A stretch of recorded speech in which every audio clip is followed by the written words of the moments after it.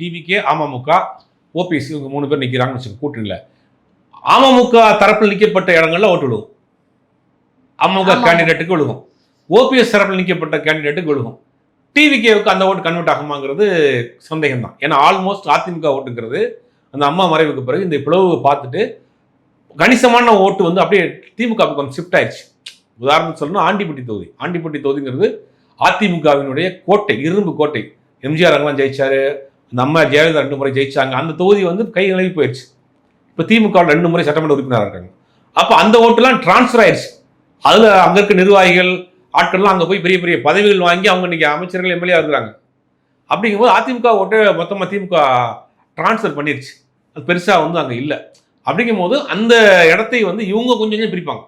TTV சார்பில் 2 பேர் நிப்பாட்டுறாங்கன்னா அங்கே கொஞ்சம் பிரிப்பார். ஓபிஎஸ் சார்பில் 2 பேர், ஓபிஎஸ் பையனே நிப்பாட்டுறாரு உதாரணத்துக்கு அப்படின்னா அவர் கொஞ்சம் ஓட்டை பிரிப்பார்.